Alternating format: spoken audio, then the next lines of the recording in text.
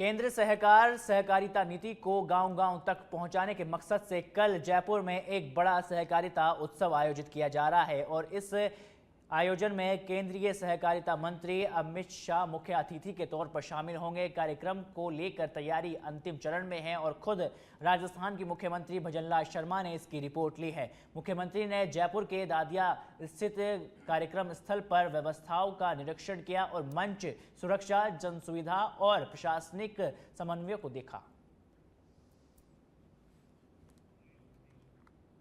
अंतिम पायदान पर जो व्यक्ति खड़ा है उसके लिए सरकारी योजनाओं का लाभ पूरी तरह से मिले। हमारे देश के यशस्वी गृह मंत्री सहकारिता मंत्री जी कल आ रहे हैं। सहकार से समृद्धि, क्योंकि आप देखते हैं कि सहकारिता का जुड़ाव गांव, गरीब, मजदूर, किसान से होता है और सहकारिता हमारा जितना बढ़ता है उतना ही उस गरीब को उसका फायदा मिलता है। उसके लिए हमारे सहकारिता मंत्री और गृह मंत्री जी कल पधार रहे हैं। उसके अलावा जो हमने कहा, देश के यशस्वी प्रधानमंत्री नरेंद्र मोदी जी के नेतृत्व में जो हमने राजस्थान के युवाओं को विश्वास दिलाया था कि हम आपको सरकारी नौकरी देंगे, तो कल रोजगार उत्सव भी है। उस रोजगार उत्सव में राजस्थान के उन युवाओं को नियुक्ति पत्र देने का काम भी उसमें किया जाएगा। हमने ये भी कहा कि गृह विभाग के हमारे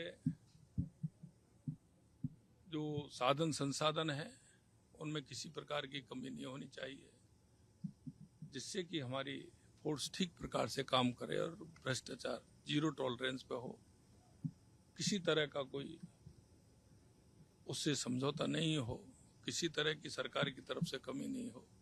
तो उसके लिए भी कार्यक्रम हो रहा है कि जिस तरह से आप देख रहे हैं कि लगातार हम साधन संसाधन उनको दे रहे हैं, तो ये काम भी होगा।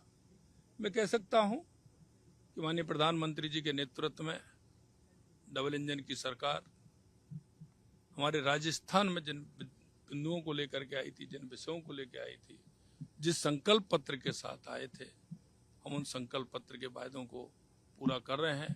कल उसमें एक नया इतिहास और जुड़ेगा। आप देखते जाइए, आगे इसी तरह के कार्यक्रम होंगे और राजस्थान की जनता से जो हमने वायदा किया है, चाहे हमारा युवा हो, हमारा किसान हो, हमारी महिला हो, हमारा मजदूर हो, उनके सपनों को पूरा करने का काम हमारे देश के यशस्वी प्रधानमंत्री नरेंद्र मोदी। राजस्थान में एक बार फिर से भील प्रदेश बनाने की मांग उठी है, जहां राजस्थान के बांसवाड़ा डूंगरपुर लोकसभा क्षेत्र के सांसद भारत आदिवासी पार्टी से राजकुमार रौत ने सोशल मीडिया पर इस मांग को उठाया है और इस पर बीजेपी ने भील प्रदेश की मांग को न सिर्फ सिरे से खारिज कर दिया, बल्कि उन्होंने देश और प्रदेश को बांटने की कोशिश पर सख्त चेतावनी दे डाली है। इस पर हमारी एक खास रिपोर्ट देखिए। राजस्थान में एक बार फिर से भील प्रदेश की मांग ने राजनीतिक और सामाजिक हलकों में हलचल पैदा कर दी है। बांसवाड़ा डूंगरपुर से भारत आदिवासी पार्टी यानी कि बीएपी के सांसद राजकुमार रौत ने सोमवार को सोशल मीडिया के माध्यम से ये मांग पुरजोर ढंग से दोहराई। उन्होंने कहा कि आदिवासी समाज की संस्कृति, बोली, भाषा और पहचान को सुरक्षित रखने के लिए राजस्थान, मध्य प्रदेश, गुजरात और महाराष्ट्र के आदिवासी बाहुल्य क्षेत्रों को मिलाकर अलग से भील प्रदेश का गठन आवश्यक है। बागड़ क्षेत्र से उठी मांग पर भाजपा ने नाराजगी जताई। प्रदेश अध्यक्ष मदन राठौड़ ने पार्टी मुख्यालय में मीडिया से बात करते हुए कहा कि भाजपा भील प्रदेश की मांग सिरे से खारिज करती है। भाजपा अध्यक्ष राठौड़ ने आरोप लगाया कि कुछ लोग अपनी राजनीति चमकाने के लिए जाति और वर्ग के नाम पर देश और प्रदेश को बांटने की कोशिश कर रहे हैं। किसी भी सूरत में इसे बर्दाश्त नहीं किया जाएगा। ये जो जातिगत आधार पर कोई भी मांग करता है, ये ठीक नहीं है। समग्र समाज के हितों को ध्यान में रख कर के कोई मांग होनी चाहिए। कभी भी इस प्रकार की एक वर्ग विशेष के लिए, जाति विशेष के लिए इस प्रकार की कोई जैसे किसी क्षेत्र को तोड़ना, विघटन करना, ये विघटनकारी शक्तियां ही मानी जाती है।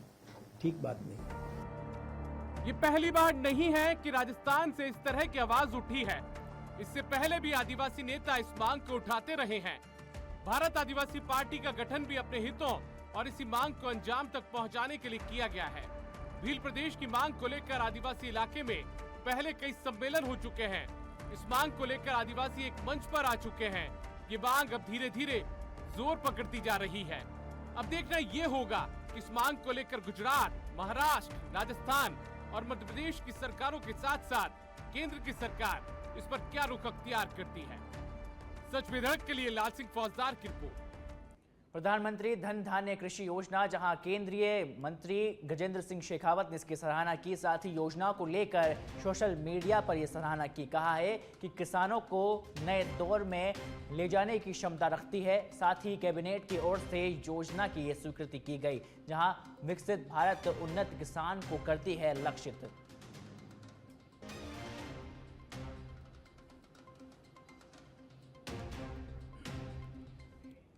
जयपुर डीसीपी ईस्ट के निर्देशन पर डीएसटी ईस्ट ने वाहन चोरों पर शिकंजा कसा है, जहां पुलिस थाना गांधीनगर, बजाज नगर व पुलिस थाना विधायकपुरी के इलाकों में यह एक्शन देखने को मिला।